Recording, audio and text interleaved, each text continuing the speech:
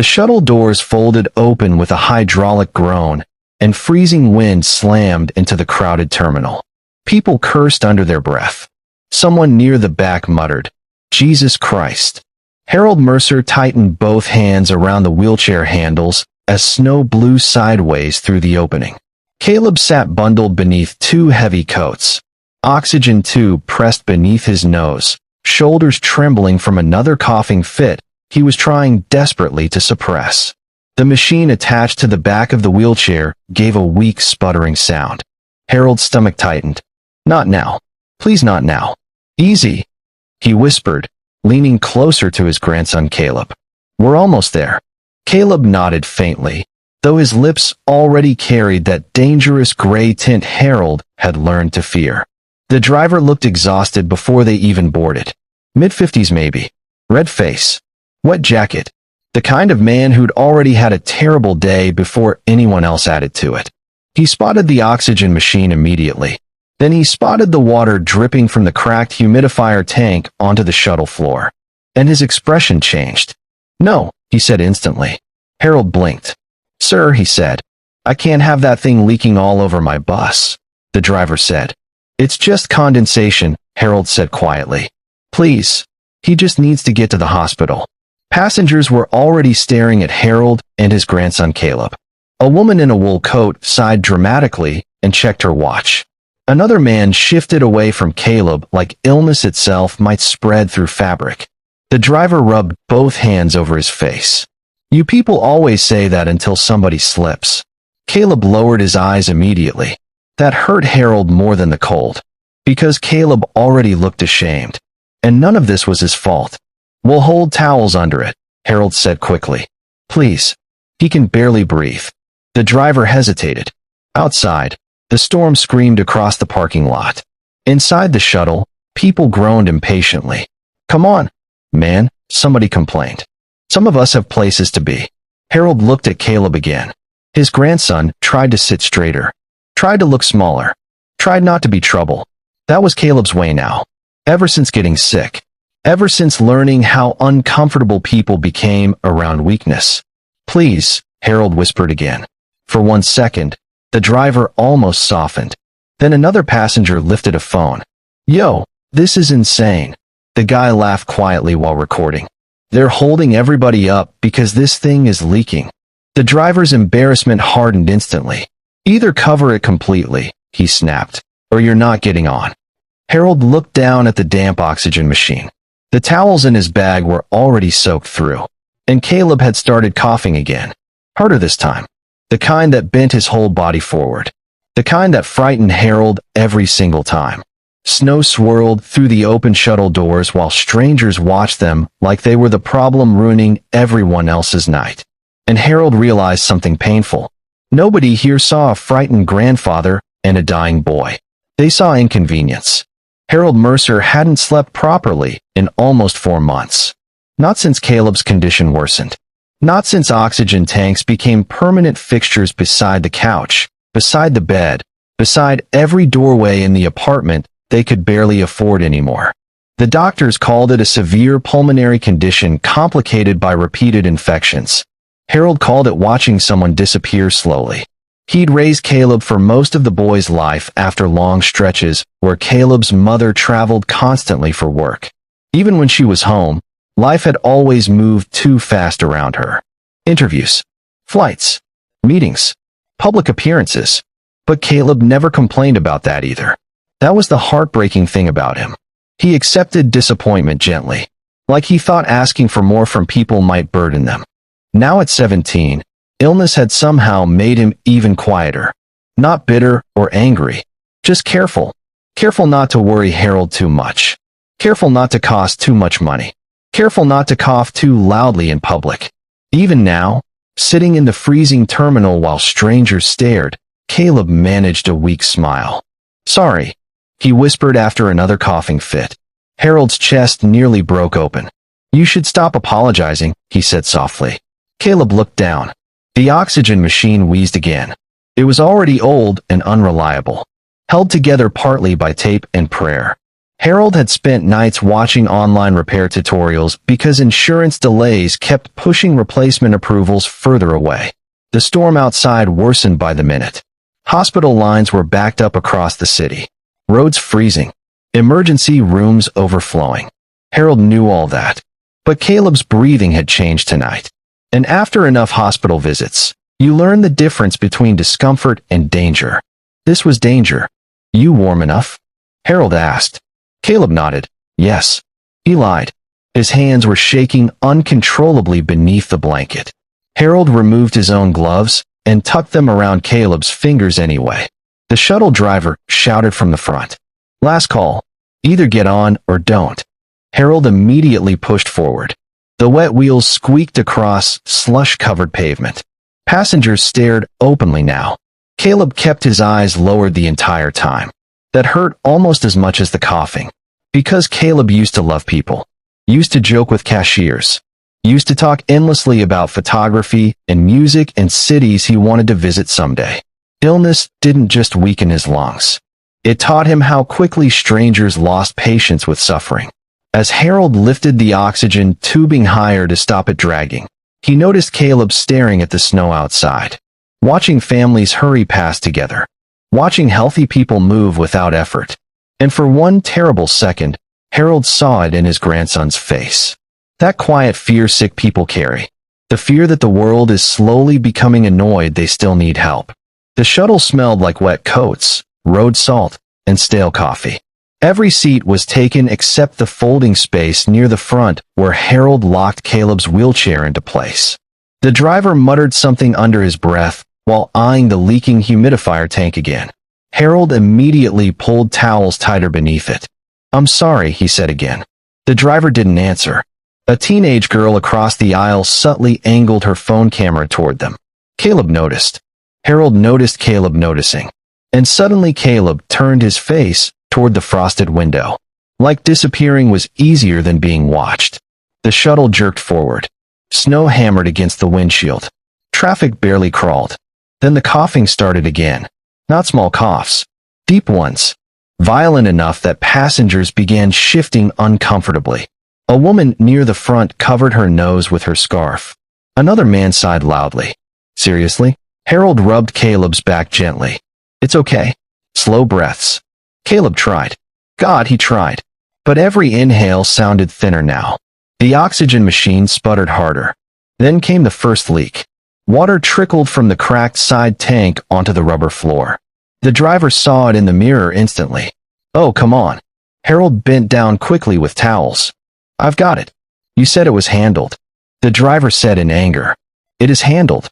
Harold responded with a soft tone as he bent over with his weak knees to clean it up. Passengers began murmuring. The girl filming whispered something to her friend and laughed nervously. A businessman standing near the exit shook his head. This is ridiculous.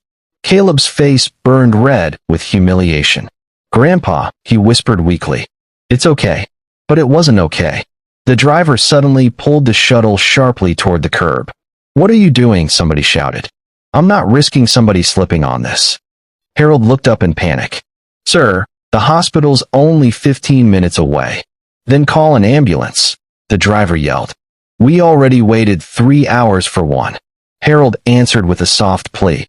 The driver stood now, frustration boiling over. You think I don't have enough problems tonight? Harold's voice dropped softer instead of louder. That somehow made it worse. Please. He's struggling to breathe. The entire shuttle had gone quiet. Caleb looked mortified. Like the worst part wasn't suffocating. It was becoming public. The businessman scoffed. If he's that sick, he shouldn't be on public transit. Harold stared at him. Not angry. Just tired. The kind of tired that comes when life has already beaten every ounce of fight out of you. We didn't have another option, Harold said quietly. Then the oxygen machine crackled. A sharp electrical pop. And suddenly the airflow weakened. Caleb's eyes widened instantly. Grandpa! Caleb called out weak and scared. Harold dropped to his knees beside the machine. No. No, no, no. He hit the side panel. Adjusted tubing. Check battery light. Caleb inhaled sharply, but barely got air. Panic spread across his face for the first time all night. The driver cursed under his breath.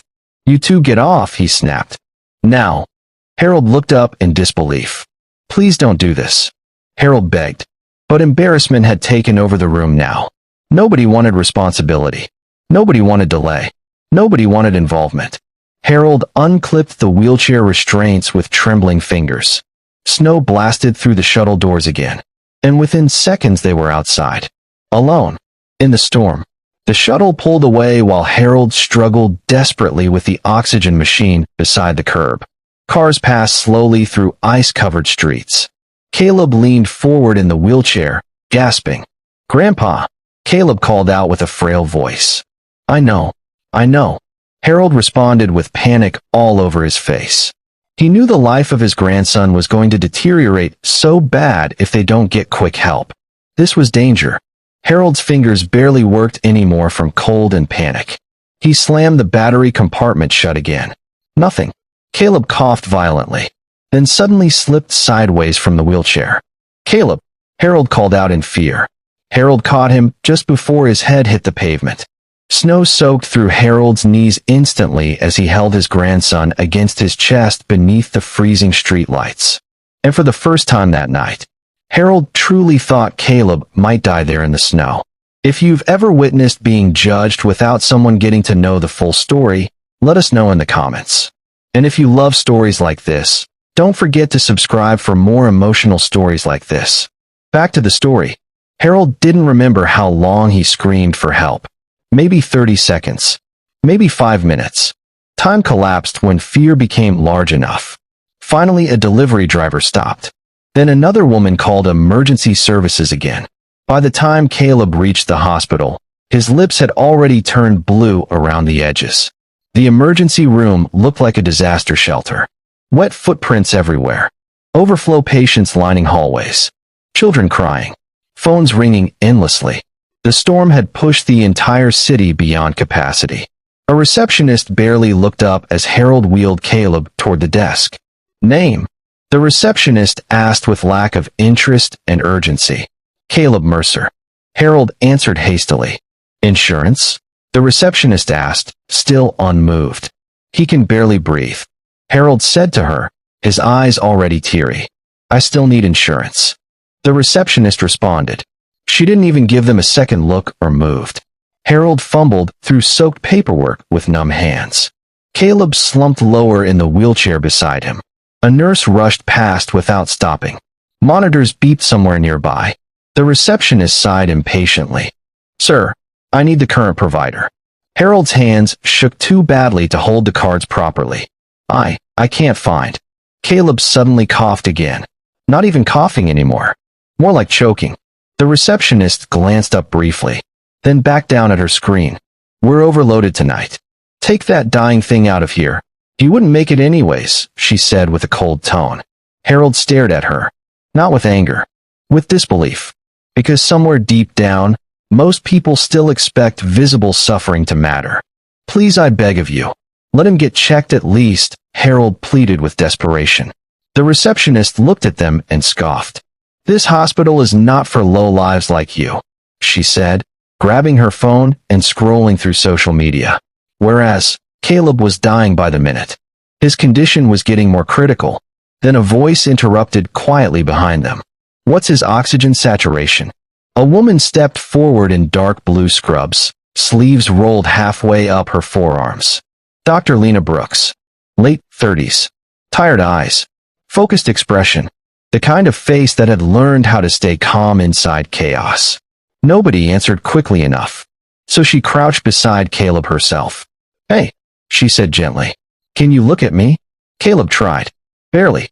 Dr. Lena saw the color of his lips instantly. Saw the panic in Harold's face. Saw the failing portable machine. And whatever exhaustion she'd been carrying disappeared immediately beneath instinct. "We need a room now," Dr. Lena said with urgency. The receptionist hesitated. "Doctor," triage already said. Before she could finish, Dr. Lena cut her. "Now," Dr. Lena yelled. "Doctor, but they don't belong in this kind of place," the receptionist responded, still hesitant. "I just said, we need a room. Do you want this innocent boy to die? Get to it right now." Dr. Lena ordered, this time more authoritative. Something in her tone changed the air. Not dramatic, just certain. Two nurses moved instantly. Harold followed beside the gurney as they rushed Caleb down the hallway. Please help him, Harold whispered.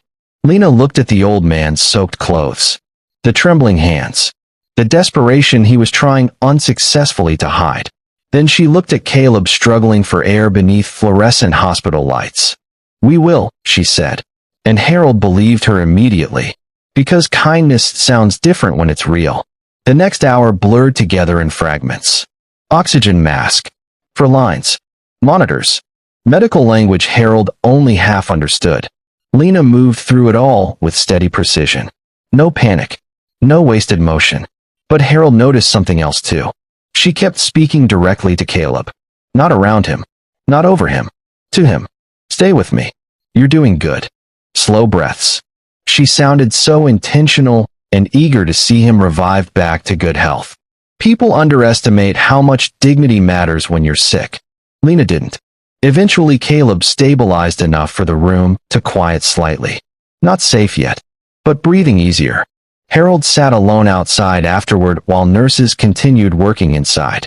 His clothes were still soaked from the snowstorm. His shoes left dirty water beneath the plastic chair. People walked past him constantly without really seeing him. A janitor handed him tissues quietly. Harold thanked him twice. Further down the hallway, two staff members whispered near the nurse's station. Harold wasn't meant to hear them, but hospitals at night carry sound strangely. Did you smell them when they came in? One nurse said to the other. So disgusting. I wonder why they are in this hospital. The other nurse responded. I wonder if the hospital just accepted any beggar, another nurse said. None of it was shouted. That almost made it worse. Subtle cruelty usually hurts deeper because it sounds ordinary. Like people don't even realize they're doing it anymore. Harold looked down at his wet hands. For the first time all night, exhaustion finally reached him fully. Not physical exhaustion. The deeper kind. The kind that comes from constantly needing strangers to choose compassion. And watching how often they don't. A nurse approached eventually with forms. Harold signed everything automatically. Financial responsibility. Emergency authorization. Consent. The words blurred together. How long have you been caring for him? The nurse asked more gently than the others. Most of his life. Harold answered. You his grandfather? She asked. Harold nodded. Yes. The nurse smiled faintly. He seems like a good kid. Harold looked toward Caleb's room. He is. Harold said to her. Simple answer. Completely true. Then Harold rubbed both hands over his face and quietly broke down for the first time that night. Not loudly. No dramatic sobbing.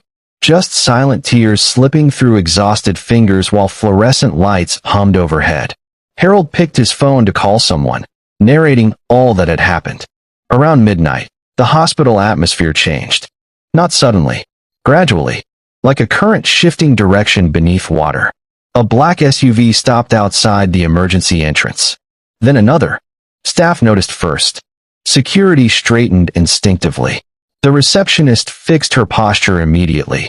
Harold barely paid attention, until he heard heels approaching quickly across tile floors.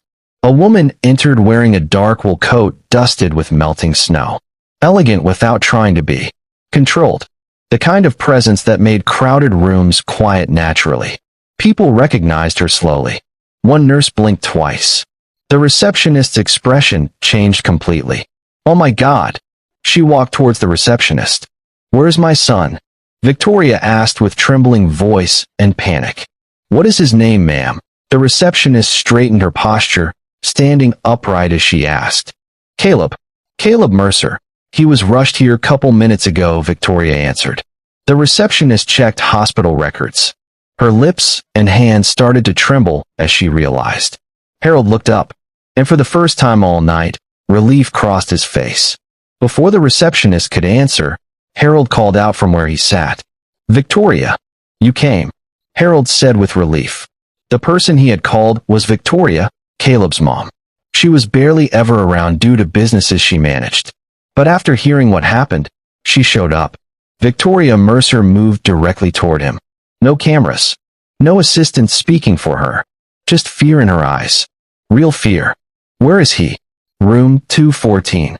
Harold answered. She moved instantly. Staff parted without thinking. Staff started to whisper. A few recognized her. Victoria Mercer. CEO. Public figure. Magazine covers. National interviews. One of the wealthiest women in the state. Two nurses from earlier were passing by. Oh my goodness, is that Ma'am Victoria? One nurse asked. The Miss Victoria Mercer? Another said. I think so, the other responded. They both gasped at the same time. Oh goodness, they said, looking at each other. You could see the tension in their eyes. The hallway went completely still.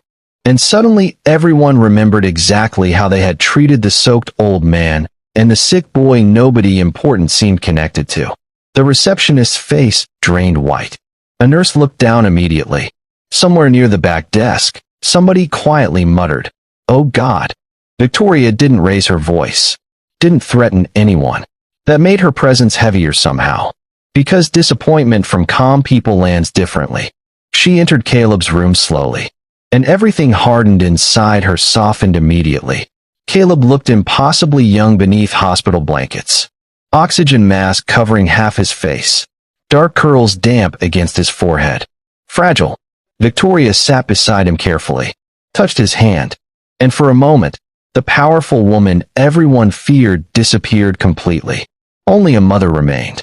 Caleb opened his eyes weakly. Mom, his voice was so weak. I'm here, honey. Mom is here. Victoria held his hand, her eyes teary. His eyes filled instantly with relief. Not because she was rich. Not because she was powerful. Because sick children still want their mothers no matter how old they get. Victoria kissed his forehead slowly. Then looked toward Lena, standing near the monitors. You saved him? She asked. Lena shook her head slightly. We stabilized him. Victoria held her gaze. And in that brief silence, Lena understood something important. This woman wasn't measuring gratitude in money. She was measuring it in breaths her son still had left. Thank you, Victoria whispered. Real gratitude. Heavy enough to quiet the room again. News traveled fast after that. Too fast. The receptionist saw the two nurses. She called them to the side. Excuse me, please, who is that wealthy woman? Everyone seems to be on their toes since she arrived. The receptionist asked curiously. That is Madame Victoria. She is the biggest investor and shareholder of this hospital, a nurse answered. The receptionist knew instantly that she was doomed. She ran to the storage app, crying quietly in the hallway after learning who Caleb was. The shuttle company was contacted. Video footage surfaced online, including clips from passengers recording inside the shuttle. The driver was identified before sunrise. Administrators started speaking in careful corporate language. Liability. Policy review. Internal investigation. Fear spread through the hospital staff differently now. Because suddenly the boy in room 214 mattered publicly. And everyone knew it. And Victoria was not just wealthy. But inside Caleb's room, none of that seemed important. He looked exhausted. Small. Human. Victoria sat beside him while Harold rested nearby, finally asleep in a chair for the first time in almost 20 hours. Lena adjusted Caleb's fur quietly. Then Victoria spoke carefully. I will make them pay for what they did to you. Earlier Harold had explained their ordeal over the phone to Victoria. Victoria stepped out to the reception area. Come out everyone now. She yelled viciously in anger. Everyone gathered trembling. The receptionist and the nurses hid at the back, covering their faces. You wanted to kill my son for me? My only child. What kind of medical facility do you run here, discriminating people? Victoria yelled. They were all cold and quiet. Where is the receptionist? Victoria called out. The receptionist stepped out and immediately went on her knees. Ma'am, I'm so sorry, I didn't know he was your son, the receptionist pleaded. Must he be a son to a wealthy and known person before you treat medical emergencies as it should be treated? Victoria yelled at her angrily. Harold heard the noise and stepped out. So did Dr. Lena. Ma'am, I'm sorry, it wasn't my intent. The receptionist pleaded. Then Harold spoke. If only you could be nicer, all three of you. Harold pointed at the two nurses as well as receptionist. Come out you two, Victoria called them out. They went on their knees begging. You three are fired with immediate effect, Victoria yelled. Don't. Mom, please, he said softly. His voice came weakly beneath the oxygen mask. Caleb wailed out to join then, moving very weakly towards them. Victoria frowned slightly. Caleb, she yelled softly. They were scared, Caleb whispered. Lena paused. Victoria stared at her son. They humiliated you, she said. I know. Caleb responded. They left you outside in a storm. Victoria spoke again, her voice a bit shaky. Caleb swallowed painfully, then said something that changed the entire room. I don't think most people wake up wanting to be cruel. Silence settled softly afterward. Because maturity sounds strange coming from someone so young. Caleb looked toward the window where snow still drifted past city lights. I think people just panic when suffering gets too close to them. Harold quietly wiped his eyes nearby. Lena looked down at the floor briefly. I must punish them. What if you had died? Victoria tried to insist. Then Caleb went on his knees, as weak as he was, just to plead for them. Caleb, you'll hurt yourself. You just got treated, Harold spoke with concern. I'm okay, Grandpa, Caleb responded weakly. What are you doing, son? Victoria asked. She became soft and weak, seeing that vulnerability. Then Caleb added quietly, if they only care now because of who I am, that's already punishment enough. No speeches followed that. No dramatic realization. Just silence. The kind that forces people to sit with themselves honestly. I'm so sorry, please, Ma. I'm sorry, Caleb. Forgive me, the receptionist pleaded with them. Harold looked at Victoria, held her softly by her shoulders, and said, look at your son kneeling to beg for them. Let it go, please. Victoria softened as she exhaled. You can all get back to work. I forgive you, Victoria finally addressed them. Morning arrived slowly. The storm weakened. Hospital windows turned pale blue with early light. Harold woke beside Caleb's bed and immediately checked if the boy was still breathing. Old habit now. One born from too many frightening nights. Caleb smiled weakly when he noticed. I'm okay. Harold let out a shaky breath. You scared me. Harold said. I know. Caleb responded weakly with a faint smile. Victoria stood near the window speaking quietly with Lena. Insurance specialists. Private care options. Recovery plans. The practical language people use when trying to rebuild safety after almost losing someone. But despite all the resources surrounding the room now, what Caleb seemed to want most was simple. Peace. Harold reached over and squeezed his hand gently. And suddenly tears filled the old man's eyes again. Not from fear this time. From release. Because sometimes surviving the night feels heavier than the danger itself.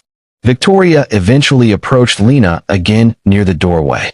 Thank you for not turning a blind eye when everyone else did. You are the kind of doctor every patient needs, Victoria said to her with gratitude. I'm just doing my job, ma'am, Dr. Lena responded, with a bow of respect. I will put in for a double raise for you. Here's my card. Call me anytime you ever need extra help, Victoria said to the doctor as she rewards her. Lena's mouth opened in shock. You don't owe me anything, Ma. This is too much. But Victoria shook her head slightly. That's not true. You deserve it and more. I would be forever grateful to you. Across the room, Caleb watched them quietly. Then after a long silence, he asked the question nobody seemed ready for.